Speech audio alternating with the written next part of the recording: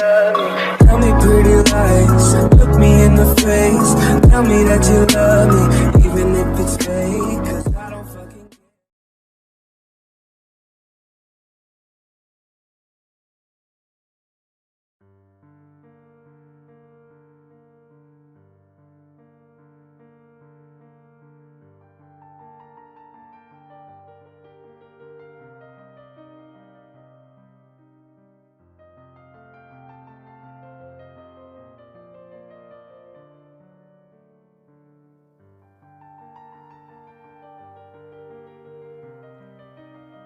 Next unit दी गई है 4.5 the right of children to free and compulsory education act RTE 2009 along with amendment सुधार के साथ। शिक्षा का अधिकार RTE राइट टू एजुकेशन होता है। अधिनियम 2009 दरअसल 1986 वे संवैधानिक संशोधन के तहत मुफ्त और अनिवार्य शिक्षा के सार्वभौमिक अधिकार को सुनिश्चित करने की एक वैधानिक कोशिश है। इसके मुख्य बिंदु इस प्रकार से कुछ इंपॉर्टेंट पॉइंट दिए गए हैं जो कि इस प्रकार से हैं, वो हम डिस्कस करेंगे। फर्स्ट दिया गया है 6 to 14 ईयर्स तक के हर बच्चे को प्राथमिक शिक्षा पूरी होने तक अपने घर के पास स्थित स्कूल में मुफ्त और अनिवार्य शिक्षा का अधिकार है। किसमें दिया गया है 6 से 14 वर्ष तक का जो भी बच्चा है उसको अपने घर के आसपास ही जो प्राइमरी तक का स्कूल है उसमें शिक्षा मुफ्त देने का प्रावधान है, ज़रूरी है कि उसको शिक्षा देनी चाहिए। सेकंड पॉइंट दिया गया है इसके अंदर सरकारी मदद पाने वाले निजी स्कूलों को कमज़ोर वर्ग और पिछड़े वर्ग के 25% बच्चों को प्रवेश देना होगा। अब ये दिया गया है कि जो सरकारी स्कूल हैं या फिर एडेड स्कूल है, गवर्नमेंट स्कूल जिनको गवर्नमेंट से हेल्प मिलती है फाइनेंशली या किसी भी रूप में, तो उनको जो बच्चे हैं उनके लिए जो गरीब वर्ग के बच्चे हैं तो 25% उन बच्चों के लिए जो स्थान है स्कूलों में आरक्षित किए जाएंगे जिनके फाइनेंशियली रूप से पेरेंट्स कमज़ोर हैं। अब थर्ड पॉइंट दिया गया है निजी और अनुदानित स्कूलों को छोड़कर, निजी हो गए प्राइवेट स्कूल, अनुदानित हो गए जो एडेड स्कूल है जिनको गवर्नमेंट की तरफ से फाइनेंशियल सपोर्ट मिलता है वो सब स्कूलों को छोड़कर सभी स्कूलों का प्रबंधन स्कूल प्रबंधन कमेटी द्वारा किया जाएगा जिनके 75% सदस्य बच्चों छात्रों के माता पिता और पालक होंगे। कि इसमें दिया गया है कि जो निजी स्कूल हैं और जो अनुदानित स्कूल है जो गवर्नमेंट से ऐड देते हैं उन स्कूलों को छोड़कर जो बाकी सब स्कूल रह गए उन स्कूलों में एक कमेटी बनाई जाएगी। ठीक है, उस कमेटी का जो प्रबंधन करेंगे उन प्रबंधन करने वाले जो सदस्य होंगे वो 75% लिए जाएंगे जो स्कूल में बच्चे पढ़ रहे हैं उनके पेरेंट्स को या फिर उनका गार्डियन जो भी होगा वो उस कमेटी का मेंबर होगा। फोर्थ ऑप्शन दिया गया है सरकारी स्कूलों को छोड़कर सभी स्कूलों को 3 साल के अंदर तय नियम और मापदंड अपनाने हेतु वरन उन्हें बंद कर दिया जाएगा। कि इस तरीके के कि जो कुछ भी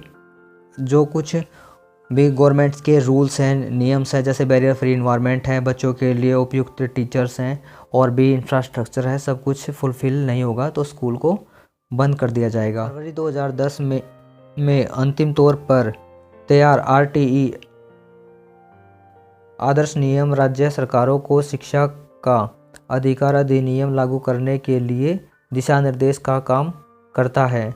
वैसे कानून को लागू करने में ज़्यादा सफलता के लिए इन नियमों को कुछ पर दोबारा विचार करने की ज़रूरत है। कि जो फरवरी 2010 के अंतिम में जो दोबारा से RTE एक्ट के ऊपर विचार विमर्श हुआ था उसके अंदर बताया गया कि दोबारा से जो नियम्स दिए गए हैं उनके ऊपर कुछ सुधार करने की ज़रूरत है ताकि उसको और अच्छे से लागू किया जा सके।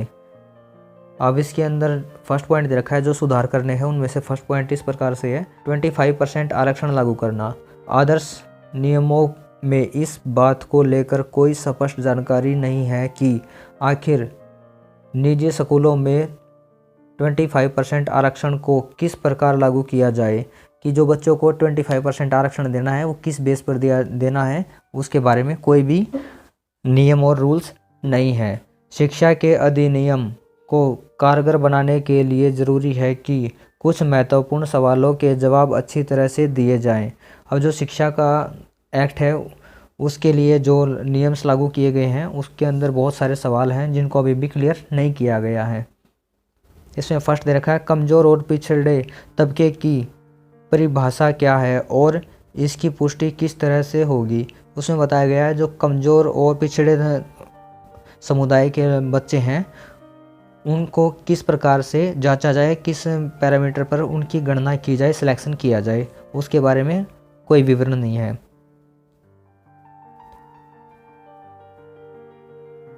और सेकंड दे रखा है सरकार प्रारंभिक कक्षा के लिए इन बच्चों का चयन किस प्रकार कर सकती है। प्रारंभिक कक्षाओं के लिए मतलब जहाँ पर जिस क्लास में बच्चे का सिलेक्शन करना है वो किस बेस पर उनका सिलेक्शन होगा, क्लास में ज्वाइनिंग दी जाएगी। कोई टेस्ट होगा या असेसमेंट टेस्ट होगा या ओवरऑल ही उसका मतलब एक जो टेस्ट है वो ले लिया जाएगा कि बच्चे की बेसिक स्किल्स को देखते हुए ही उसको क्लास में प्रमोट कर दिया जाएगा।